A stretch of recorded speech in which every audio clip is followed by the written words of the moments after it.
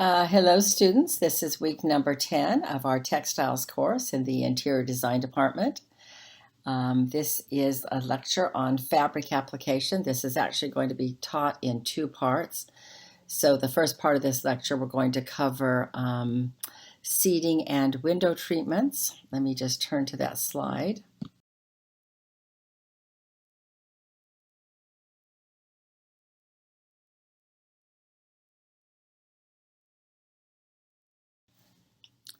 So seating, upholstery, and window coverings is what we're going to talk about this week, and then next week we will cover wall coverings, which I just love. Wallpapers are a lot of fun. Panel systems in commercial applications, floor coverings, and fiber-based art. All right, so let's start with our fabric application just as an introduction. Fabric is hardly ever used just as fabric. It almost always becomes part of something else. For example, we put fabric on a chair, we put fabric on a couch, we hang fabric from our windows as window treatments. So that's you're going to need to have your swatch books, your swatch kit handy, so make sure you have that. And then it's also a good idea to have a magnifying glass handy in case we want to zoom in on something and look at it a little bit more closely.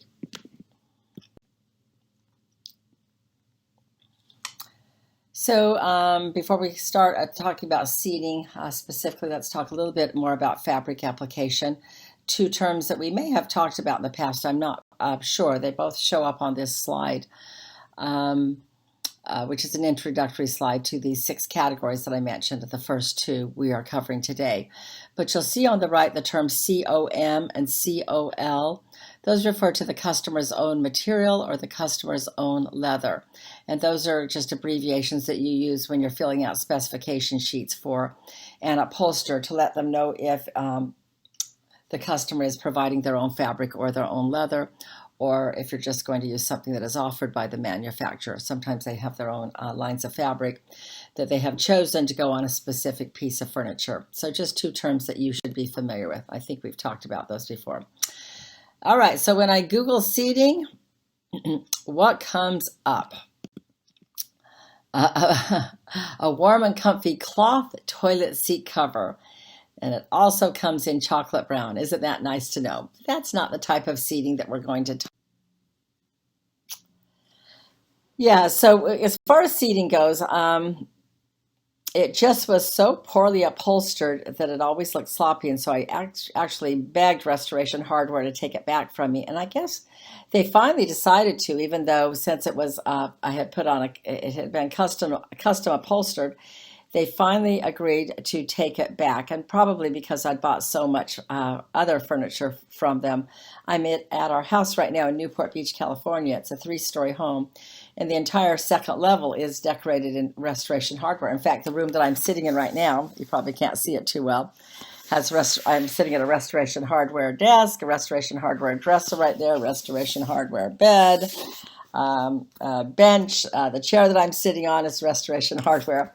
At any rate, they decided they would take this couch back from me, which I was absolutely thrilled about because it just was not a good choice of seating in my home. So in terms of seating, we're going to break it down into 1, 2, 3, 4, 5, 6, 7 different categories. Aesthetics, how it actually looks, treatments, mainly fabric treatments, specification writing, pattern placement, how the fabric is actually going to be placed on the furniture so that whatever pattern is on the fabric is going to look the best. We're going to talk about scale, tautness and looseness, and finally the comfort of the seating itself, all very important aspects of it. So again, the first aspect is for seating is the aesthetics, how it actually looks, how the final upholstered piece of furniture actually is going to look in your home or your office. So let's look at a couple of couches here and some chairs. That couch in the upper right-hand corner has very, very classic lines. It makes it appropriate for almost any fabric at all. That's a basic 6-foot love seat, it looks like. I have 2 of those that are very similar to that I purchased years ago from Ethan Allen. I've reupholstered them 4 different times, I believe now, and they just are just the most wonderful little 2 little 6-foot love seat sofas, just with those classic lines. They work with almost any decor. Like I said, I've reupholstered them 4 times now, and that would be appropriate for almost any fabric at all. The 4 chairs on the left, the simple forms of those chairs could take almost any fabric as well. They're just simple, classic lines. They have upholstered them in just a very, very simple off-white fabric, but they could take almost any fabric, and it would give them a completely different look. The chair on the bottom left has more dramatic lines, and I think what we want to focus on that chair are the dramatic lines of the chair itself. So adding too dramatic of a fabric to that, or a strongly patterned fabric, would actually detract from the beauty of that chair itself. You want to focus on the beautiful lines of that particular chair and not detract from that. So that's aesthetics.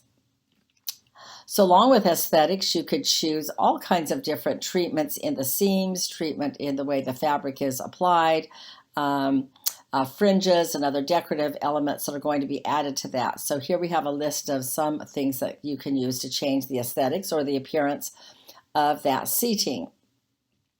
Welted seams, double seams, contrast welt, seams without welt, striped welt, top stitch seams, diamond tufting, buttoning, channel back, brush fringe, or decorative nail heads. And we'll look at several of these seating aesthetic trims in the next couple of slides.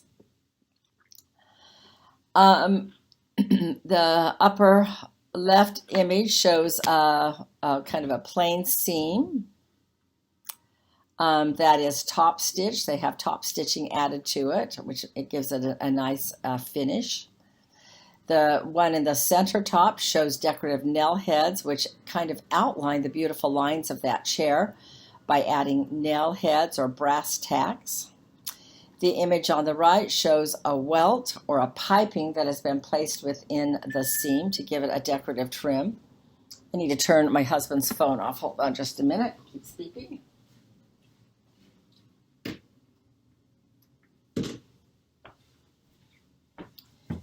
So you can see those decorative, the decorative welting that was added to that one on the right, and that you can also do a double welting, which I think is an attractive look, where you actually put 2 layers of the piping in. The image of the couch on the bottom shows a fringe that can be used to decorate the bottom of a couch. This one shows a very, very wide fringe. The welt or the piping that has been placed up in the upper right hand corner, that can be done in a contrast color as is shown here. It can be done on the same color. Just different ways that it can be done, different trims that can be added to change the aesthetic of some seating furniture. I mentioned before another treatment called tufting. I mentioned buttoning and channel back. Tufting, where the fabric is pulled through the entire seat back and attached to the frame. The tufting is held in place with buttons that are usually covered in fabric. There are 2 kinds of tufting. It's not really important that you memorize the difference between biscuit tufting and diamond tufting. Tufting, biscuit, is just arranged in a square pattern. Diamond, as we see on this beautiful sofa on the left side, the buttons are arranged diagonally or in a diagonal pattern. We see buttoning on the upper right-hand picture, where those buttons are actually attached to the back of the frame. I mean, they're pulled through the upholstery to give you kind of a different kind of a look of tufting. And the channel back is shown in the image on the bottom. It's similar to tufting. Let's see, what do we say about channeling? The fabric is pulled through the seat back and held in place with rows of stitching. So another down where you actually fill out the form for your customer. It specifies if you're going to use the customer's own material, the COM, or the customer's own leather. It's going to contain all of the details of how the fabric is to be applied. So when you're passing information for your client or for yourself onto a manufacturer or an upholsterer, you've got to give them very, very specific information. You're going to include, and we've talked about this a little bit before, you're going to include swatches of the front of the fabric, which side is to be used as the face. Sometimes you'll look at a piece of fabric and you don't know which side is the front or back, so that needs to be specified. It's going to tell the direction that the fabric is going to run. Is it going to run vertically or horizontally? And you're going to tell them specifically the preference for a pattern placement. You're going to attach samples of the trims. Any other details, that's going to be put on the spec form. And what is to be done with the remaining fabric? Whenever I have something upholstered, I ask them specifically to give me all the remaining fabric, because I make my own pillows, my own cushions, and I like to have my leftover fabrics for myself so that I can use them myself. Here again is the spec sheet. You're going to put that sample of the fabric right on the form, showing them which way the fabric goes, which is the front of the fabric, what's the direction. If you want a particular image on the fabric to go in the center of each of those cushions on the back of that couch, that certainly has to be indicated. If you'll pull up your swatch books right now and turn to swatch number 17 in your swatch book, in your swatch kit, and you can see that number 17 is a damask or a damask. It's pronounced two different ways. And if you look at one side, the dominant color of the images is going to be red. If you look at the other side, the dominant color of the images is going to be gold. So that's one example that could be confusing. If you look closely at the weave on that, it's obvious that the red leaves are the right side of the fabric, but if you look at the back side of the fabric, you can see how there could be confusion. So you want to be very, very specific about what the correct side of that fabric is.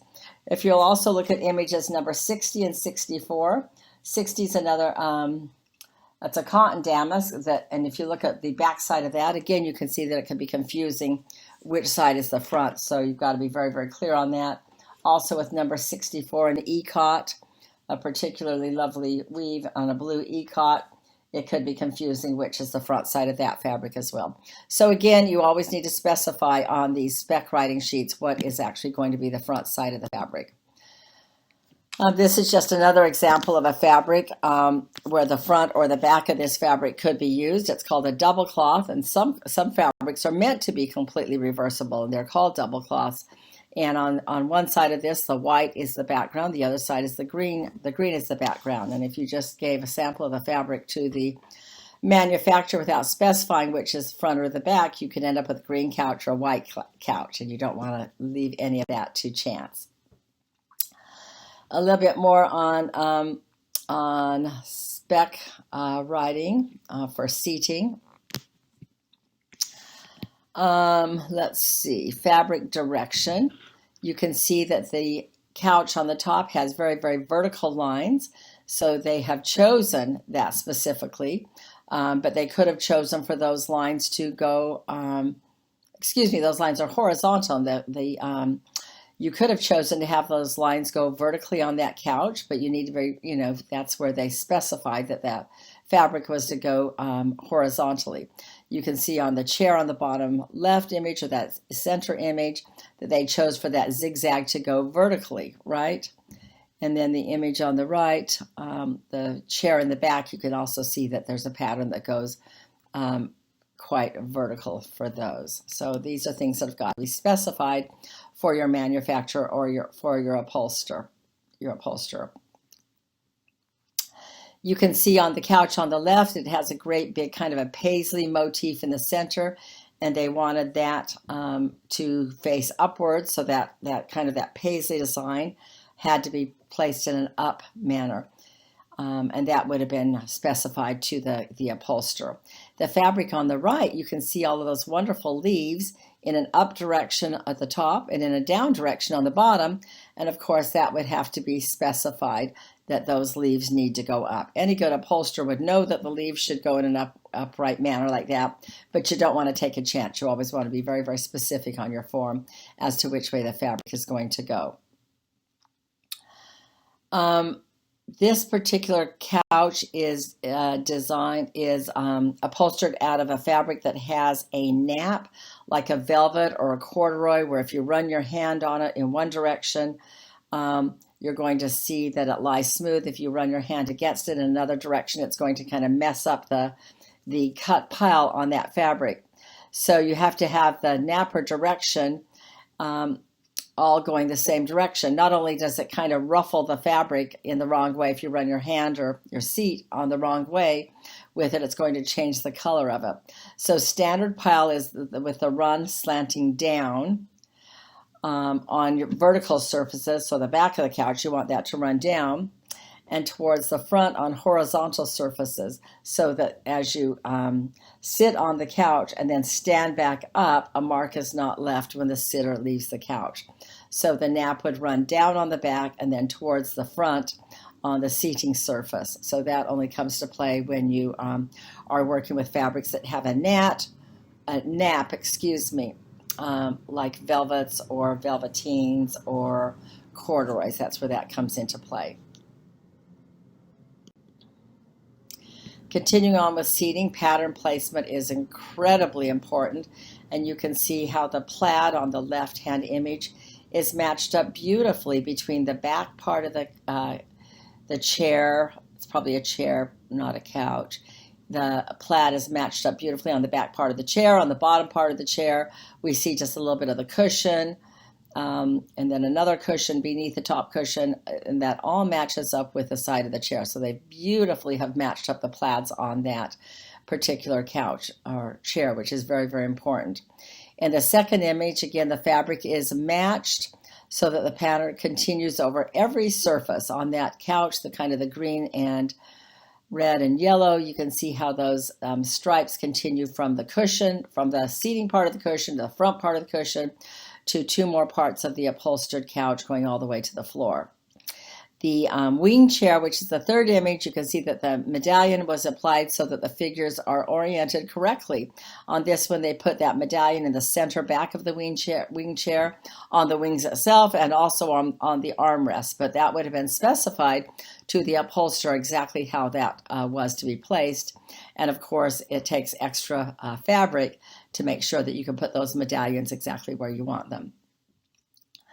On the chairs on the right, the fabric was specifically engineered to fit a specific chair style, and those are beautifully placed. Okay, so that's pattern placement. Let's talk just a little bit about scale. Obviously, the scale of this furniture, these two rooms, is completely inappropriate. In the room on the left, it obviously doesn't even fit inside the room because the scale of the couch is too large. The image on the right, the scale of the furniture is way too small, especially when it is put up next to the size of that lamp. The scale just does not match in any way. Just some obviously some exaggerated examples of that. Scale, we talk about scale again. We looked at that, or I'm looking at that same chair that we saw a minute ago on the top right. The scale of the fabric should relate to the scale of the chair and the scale of the room, which it does nicely on those beautiful chairs. On this beautiful, what would you call that wonderful little love seat, I guess, on the bottom. It's a large scale fabric, but it matches the scale of the furniture quite lovely. And then, of course, we have an image on the right where the scale of the furniture just does not have, it's not the right scale for the room or for the woman that is sitting on it. I have two friends that have recently built homes, larger homes than they had raised their families in, but they kept their previous furniture. I don't even have pictures of this to show you because I was just appalled as I went into these two homes with high ceilings, like 20-foot high ceilings, I think in both cases. But they kept their small scale furniture, and it just looks terrible to have furniture that doesn't fit the scale of the room. In rooms with very, very, large, expansive, high ceilings, you've got to have furniture that matches that scale. So scale is something very, very important to keep in mind. All right, let's talk briefly about tautness and looseness on an upholstered piece of furniture. This is a beautiful antique bench or stool, and it has two different elements on it. On the right and left side, there is beautifully tailored fabric that is pulled quite nicely, but then they put a cushion on it that they have not tailored quite as nicely. The stripes match up beautifully. The piping or the welting in place is quite lovely. It's a beautiful fabric, but I would have chosen definitely a very, very firm cushion and made sure that that seating on the cushion was pulled just as tight as the upholstery on the upper right and left side of that particular bench. It doesn't match very well. So we've got an example of tautness and looseness both on one bench. And when you upholster one item, everything on it needs to match. And so we have a bad example here of it not matching. Next on seating, we're going to move on to comfort. We certainly want all of our upholstered pieces of furniture that we're going to sit on to be extremely comfortable. We've talked about the hand of fabric. It's very, very important in upholstery. The hand is how the fabric feels when we pick it up. I'm wearing a silk right now. The hand on that is just a very lustrous feel. Fabrics feel very differently, but the hand is important because your body is going to be rubbing up against anything that you sit on, and you want to make sure that it feels good. But also remember that taste varies. What feels good to one person isn't necessarily what feels good to another person.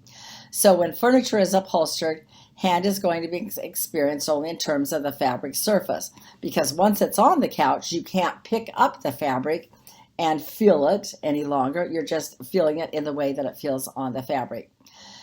Composition of the cushion stuffing and the tautness of the upholstery on the frame affects the dampness or dryness of the furniture, and we want furniture to feel very, very dry against our skin. Moisture repellent fabrics can be uncomfortable because the surface absorbs no moisture. So they're not appropriate for chairs that will be occupied for long periods of time. But a moisture repellent fabric is going to be appropriate for a diner where you're going to just go sit in for a few minutes, and they don't want the fabric to absorb any of the moisture of food that you might drop on it. So that's where a moisture repellent would be, a fabric would be appropriate, but certainly not in your home, in your living room. Dining chairs or fast food restaurants or seats in hospital rooms are appropriate choices for moisture repellent fabrics, which is pretty much what I had just said. Back on seating, you want you don't want it to have a lot of wrinkles, as is this image on the left, just has too many wrinkles on it. You want it to have good stability. The sofa on the right, once people have sat on it many times, those wrinkles are kind of left in place, and you don't want to have that. The one on the bottom is some sort of a velvet or a fabric with a pile, and the pile has been pushed in one direction too many times and kind of left a mess on it. If you turn to number 30 in your swatch kit, let's look at one of those fabrics with a nap to it. Number 30 is a voided velvet. And then, of course, 29 is a velvet, and you could also look over to some crushed velvet on the next page. But the nap can be pushed in either direction, and once it's been pushed in the wrong direction too many times, it's going to leave a mark, as you see on that image of the gold velvet sofa in the bottom. So if you play with number 30, swatch number 30 in your swatch kit, you can see that if you run your fingernail on that from one way or the other, it just depends on which way you've mounted it. On mine, the nap runs up, so if I run my fingers up on that particular fabric, it's nice and smooth. If I run my fingers in the opposite direction, or even just scrape my fingernails down it, I can change the look of the nap and the color of the nap. So, and you don't want that color to change on a couch, so you kind of have to be careful when you're upholstering with velvets or velveteens. All right, moving on to durability, as we're about to wrap up our seating discussion, then we'll move on to window coverings. But durability, your fabric should hold up until you're tired of it. And basically, we generally get tired of our fabrics on our upholstered pieces of furniture before they have worn out. So we want the durability to hold up well enough that it's going to last until we get tired of it.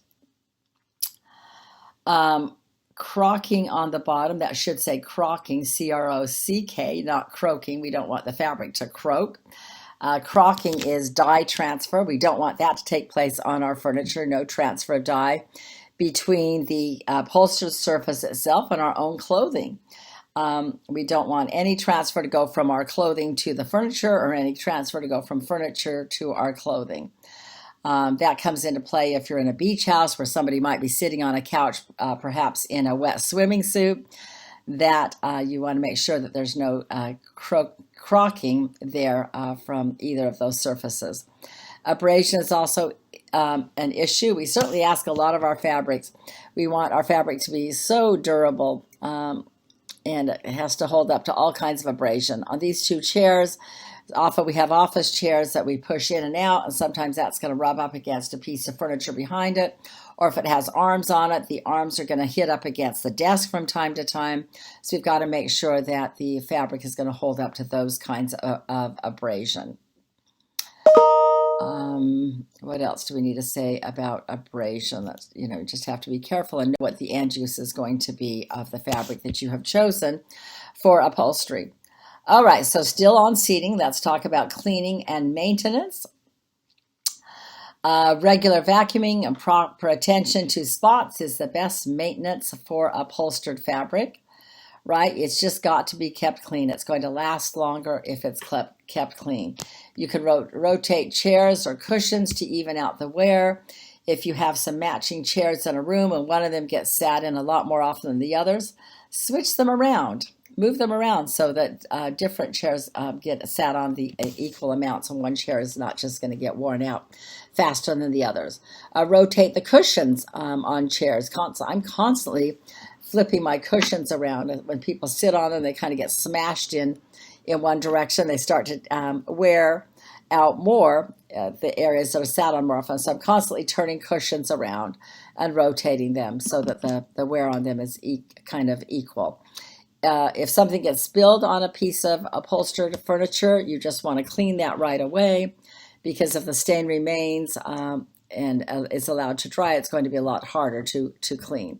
So any stains, if or spills on furniture, just take care of them right away as soon as you can.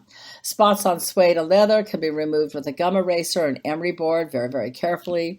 Amateur cleaning procedures are hard to predict, so you're usually better having a professional take care of the cleaning if you can.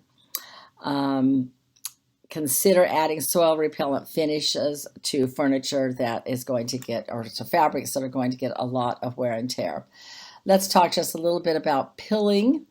You're probably familiar with that term if you wear a lot of sweaters. Acrylic sweaters tend to get those little balls on them. That's called pilling, where loose fibers that work out of a fabric to the outside surface, leaving kind of a fuzz.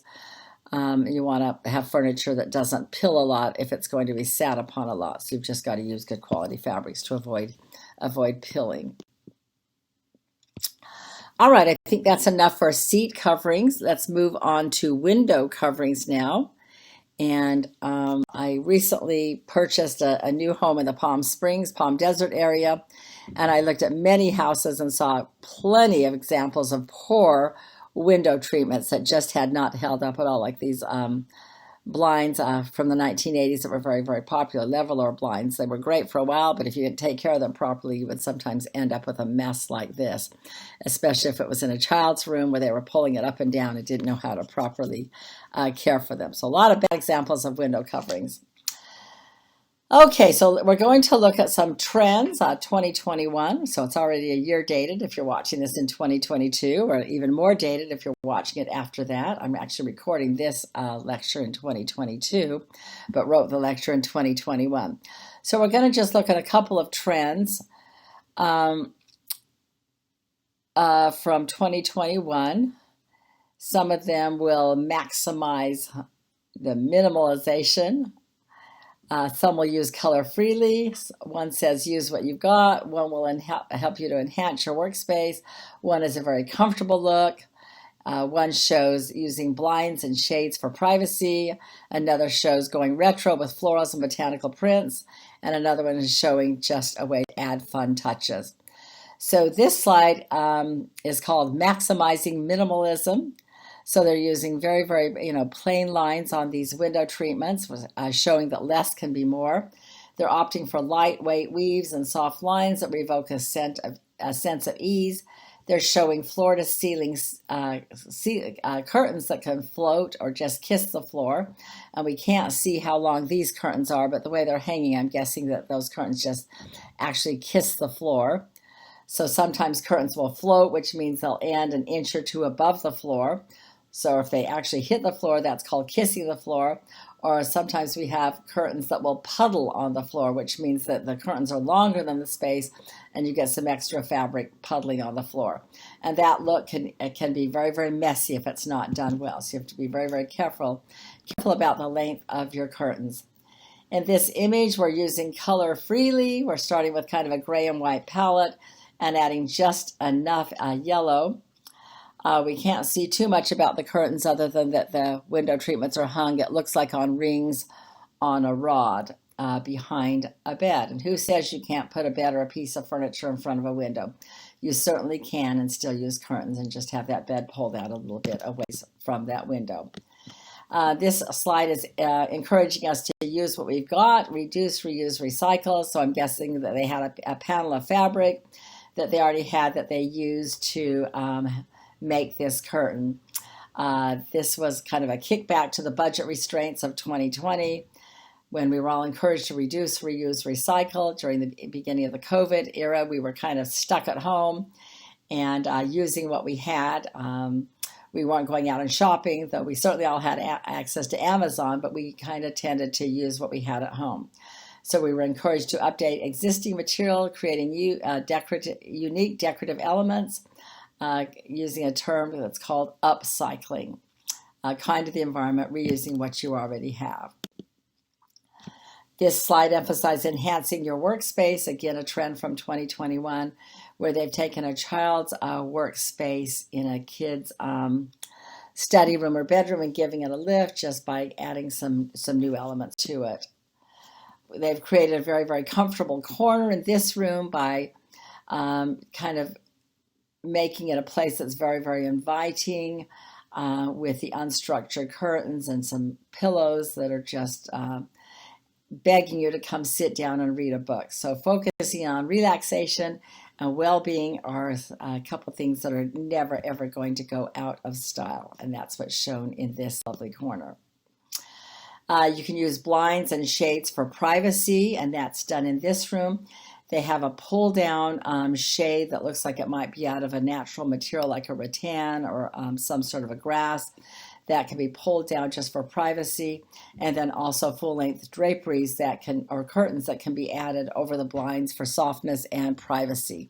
So a more formal finished look there. Here we're showing kind of a retro look with floral and botanical prints. I just love that, bringing back the old. I don't think botanical prints have ever gotten old. I've always used them. Natural hues and soft greens can create an organic vibe in this room, and they've done a wonderful thing by adding just a touch of red. It looks like those botanical prints on the wall are framed in red to bring in the complementary color to those green hues that are used on the curtains, creating a lovely look with just a little bit of complementary colors thrown in. Fun touches can certainly be added to curtains and draperies. This one has these very oversized tassels added to it. It says go for a playful, happy vibe with pop tassel curtains. So up and coming tassel colors could include aqua, teal, and muted reds. I just bought a shower curtain from Serena and Lily, the catalog. And the shower curtain itself has these tassels going down either side, and I think across the bottom of it as well on a shower curtain. So a fun way to add a little bit of a fun vibe.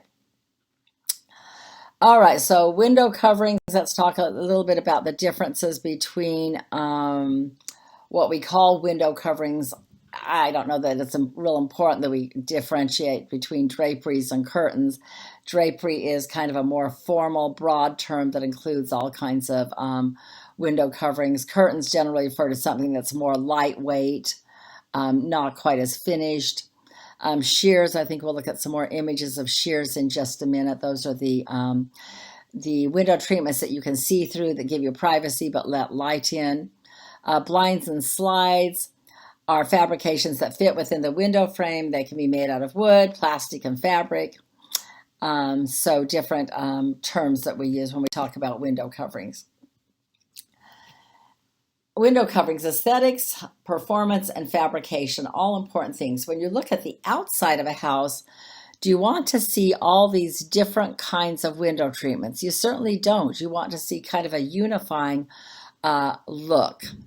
from the outside. So not only are you choosing window coverings to go on the inside to complete rooms, you've got to pay attention to what they look like from the outside so that the overall look is satisfying. So in this image, we've got all these frills, probably in the kitchen on the far left. It looks like what might be some green panels hanging in that second window on the left, and then we've got red on the far right. So we've got too many looks on the outside of the house, where I would have, if I was going to hang curtains in this house, I would make sure that at least the lining was all neutral, the part that you saw on the outside, so that would match, and then just have the color maybe on the inside of the rooms, or just eliminating the color altogether and just going neutral. When I worked recently on a project in Palmyra, it wasn't Palmyra, it was the Priesthood Restoration Home in Harmony, Pennsylvania. We had just put furnishings in Joseph and Emma's home, and furnishings and window treatments in her parents' home, the Hale home at the Priesthood Restoration site. And once we finished the project, we stood back and looked up at all the windows. All the windows looked great. But when we looked up at the second story of the Hale home, we could see air conditioning units, which you certainly aren't going to want to see air conditioning units in a historic home that's supposed to represent the 1800s. So I had to rush to the fabric store, buy some more fabric, and quickly make some curtains to cover those windows.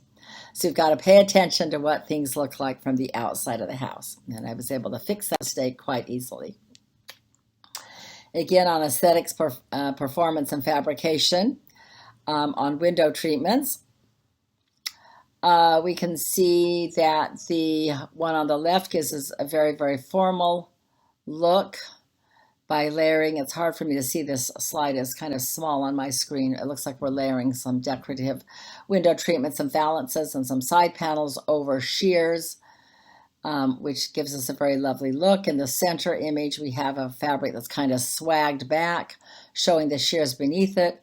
And then on the far right, we're seeing a toile de Jouy, which we've talked about in the past, those beautiful printed French country prints. And in this room, they have kind of overdone it to get this complete look of toile de Jouy in the curtains, the bed curtains, the wall coverings, the upholstery, and the bedding itself are all done of the toile de Jouy in a very, very dramatic, but yet I think a very, very lovely look, a very cozy, if you like that sort of a look.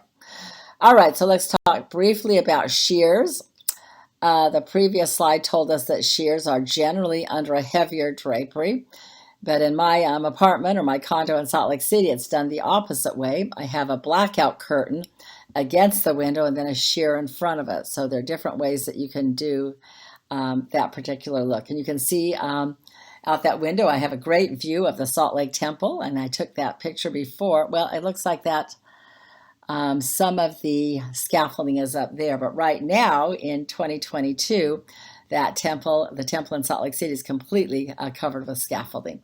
But that's not the point of this slide. The point of this slide is to see that sheers can be put over or under other curtains. Window coverings, let's talk about durability. Almost every fabric can be used as a window covering, but you just need to see how it's going to hang when it's hung vertically. So you need to kind of play with that and see if the fabric is going to keep its shape when it is hung durable. It's going to need to hold up to bright light, certainly because it's on a window. Direct light is going to be stronger than light, that it might be dissipated from the outside by foliage. Heat can be abusive. We've talked in the past about my red silk curtains that are not holding up to the sun at all. Silk and wool don't hold up really well to bright light. Dimensional stability certainly can be unsightly. That means if the curtain hangs and the fabric just does not lay well, that's going to be a problem.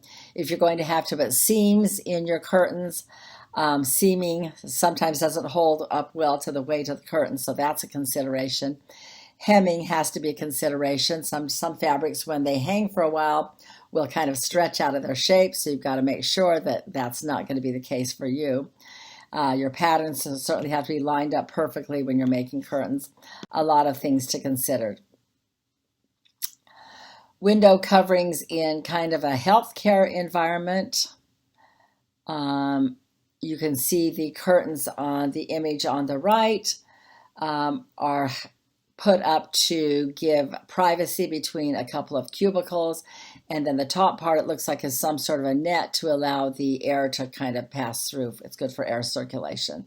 So specific kinds of treatments in healthcare applications. You want certainly to be flame retardant.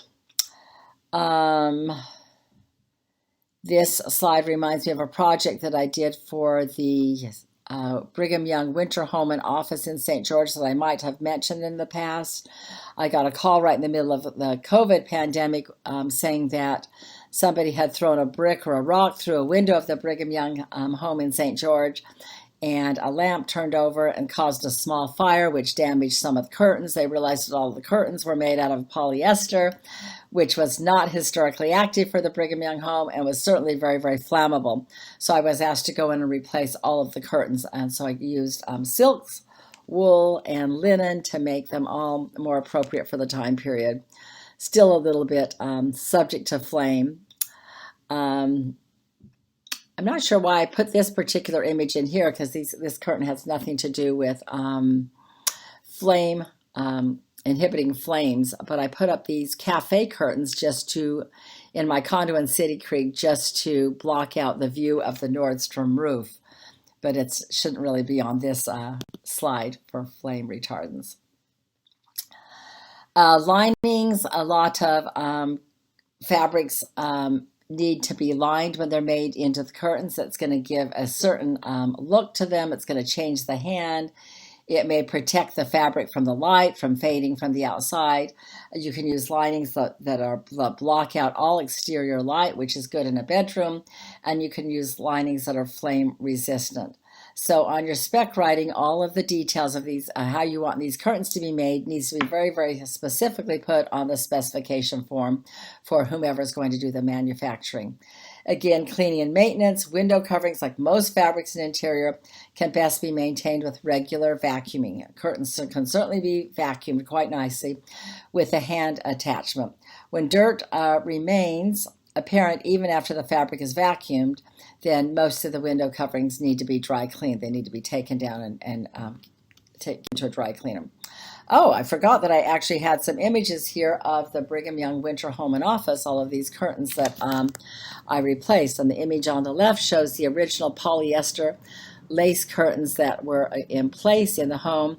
I used, I think, 111 yards of fabric replacing all the curtains in this home. This shows a silk brocade that I used in the living room, one of the most beautiful fabrics I've ever worked with. Just beautiful. It drapes, so it looks great on those curtains. In the kitchen, I chose a cotton. In a kitchen, you want something practical that can be cleaned easily. So cotton there. In the Brigham Young's bedroom upstairs, I used a beautiful silk for his bed curtains and also all of the curtains in the room. On the upstairs hall landing, I used another silk, a silk sheer. And it's interesting, I did this in the summer of, I think, 2021, and it's now, I'm recording this in May of 2022, and already somebody's broken into this house again and damaged some of these silk curtains again. So I just this week was looking for replacement of this silk, and I can't find the exact silk to make 2 more curtain panels for the damaged ones, so I'm just going to have to try to repair them, unfortunately. Okay, moving on to fabric applications. 6 major applications for interior fabrics. Well, as I mentioned, we talked about the first 2 categories today, seating upholstery and window coverings. And then the next week, we're going to talk about the other 4 types of fabric application: wall coverings, wallpapers, which I just love, panel systems in commercial applications, all kinds of floor coverings, and fiber-based art. As I think I mentioned at the beginning of the lecture, fabric is hardly ever used just as fabric. It almost always becomes part of something else. It's used to be put on a piece of furniture. So I think that is it for today's lecture, kind of on the short side. Our reminders for next week: you've got to watch a video on the textile industry, and you will be working on your final fabric notebook assignment, and I will send you an email to talk more about that final fabric notebook assignment. It is not a group project. It still might say in your syllabus that that's a group project, but with the onset of COVID 2 years ago, that became a single project. Something that you'll work on, not a single project, but an individual project. So you're not going to be working with a partner on that. So watch the video on the textile industry. We'll discuss that next week. And get your final fabric notebook assignment ready and have that ready to turn in on the date that is indicated on your